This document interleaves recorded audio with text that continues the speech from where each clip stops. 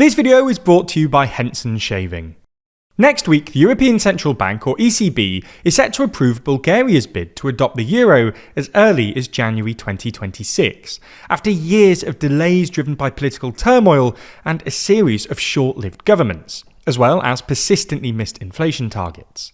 Successive Bulgarian governments have argued that adopting the euro will help the union's poorest member bridge the wealth gap with other EU nations. However, skepticism about the Eurozone runs deep within Bulgarian society, and the approaching deadline risks igniting a new political crisis. So in this video, we're going to look at why Bulgaria may soon be the newest Eurozone member, why so many Bulgarians aren't really too keen on the move, and what could happen next.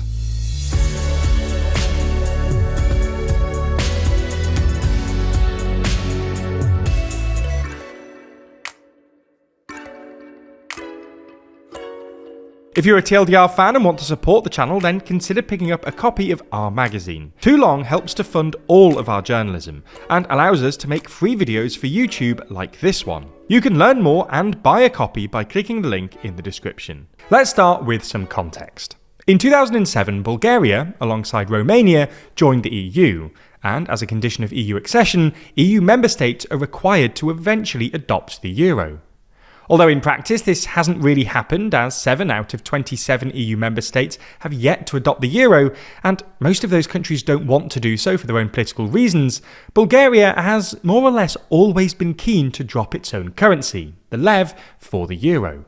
In fact, following a hyperinflation crisis in the 1990s, the lev itself has actually long been pegged to the euro, at around a fixed rate of €1 to 2 levs. What this essentially means is that for more than a quarter of a century, Bulgaria has maintained a fixed exchange rate between the lev and the euro, and has thus not really had its own independent monetary policy.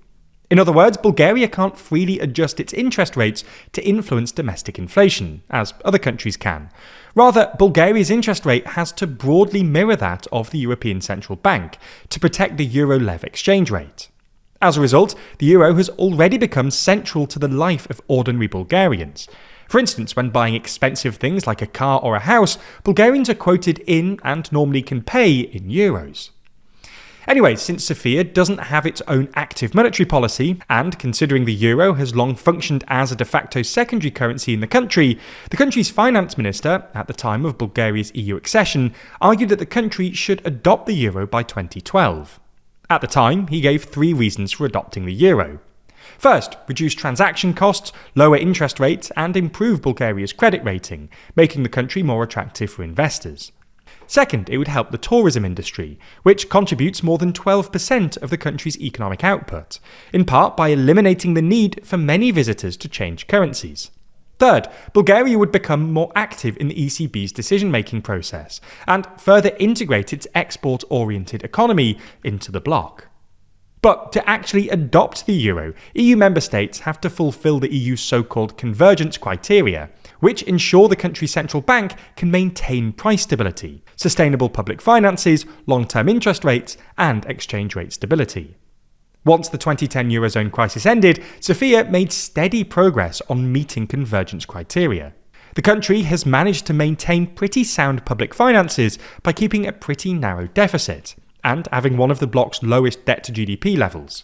Since 2020, the country has also been part of the EU's exchange rate mechanism, and more recently, the country managed to bring inflation down within target rate, after Russia's full-scale invasion of Ukraine triggered a spike in prices. Now, we should say in the last few months inflation has been rising again, but despite this, according to recent convergence reports, the ECB seems to be pretty positive about Bulgaria's progress and is likely to approve the country's Eurozone membership next year.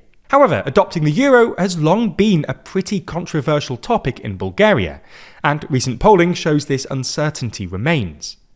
This February, a poll showed that only 39% of Bulgarians approve of adopting the single currency, and that only a fifth of Bulgarians approve the 2026 target date. The primary concern amongst Bulgarians is the fear that switching to the euro will lead to an increased cost of living. For instance, in the short term, many believe the switch will trigger a kind of one-off rise in prices, as businesses take advantage of the switch to increase prices by essentially rounding up prices to the closest euro. For example, items costing less than 2 levs might be priced at €1, with subsequent prices rounded up to the next 99 cents. So a product costing 4.99 could be rounded to €2.99, which could really end up hurting poorer households. Then in the medium term, domestic prices tend to adjust to higher European standards due to increased trade within the EU, which could initially lead to a rise in inflation, affecting basic goods like vegetables. Now, such concerns aren't unusual for new members. In Latvia, for instance, half the population opposed the switch, for similar concerns, when the country adopted the euro in 2014. Nonetheless, Eurostat data suggests that the inflationary consequences of adopting the euro are usually pretty minimal, resulting in an increase in the annual inflation rate of between 0.1 to 0.3%, with the effect declining over time. However, at this point, we should say that Bulgaria is perhaps more at risk here, because with 7 elections in 4 years, the country has been plagued by political instability and persistently high levels of corruption. As such, some believe that Bulgaria's institutions won't do their job well enough to ensure a smooth or fair transition. The current political landscape has also created fertile ground for disinformation, with recent polling showing that more than half of Bulgarians do not feel adequately informed about the planned adoption of the euro. Populist anti-establishment parties have exploited these fears. For example, Revival, a pro-Russian nationalist party and the third largest in parliament, called for a euro referendum, claiming Bulgaria was ceding too much sovereignty, labelling the move as a national betrayal. In February, they organised a protest outside the Bulgarian National Bank, where around 1,000 protesters clashed with police. Then, earlier this month, a similar referendum on the precise date of euro adoption was tabled by the president, which, according to polls, was actually supported by nearly 60% of Bulgarians. So, what may happen next? Well, both referendums have so far been rejected on the grounds that they violate Bulgaria's constitution and a range of EU treaties. Meanwhile, next Wednesday, unless there are serious uncertainties surrounding the recent rise in inflation, the ECB will likely confirm Bulgaria's entry into the Eurozone as early as January 2026. Now, whilst this will mark a big win for the EU, demonstrating the bloc's unity at a time of geopolitical turbulence, it could spell further political instability for Bulgarians, with Revival already mobilising opposition and calling for large-scale protests to counter the ECB's decision. Lots of people actively don't like shaving. It's getting increasingly expensive, with brands selling overpriced razor cartridges stuffed with useless technology. And even if you do pay for all of it, you're often still left with a bad shave, razor burn, ingrown hairs, and irritation. That's a problem that Henson aimed to solve with their razor. So, in typical TLDR style, let me explain why Henson's razors are better for 3 reasons.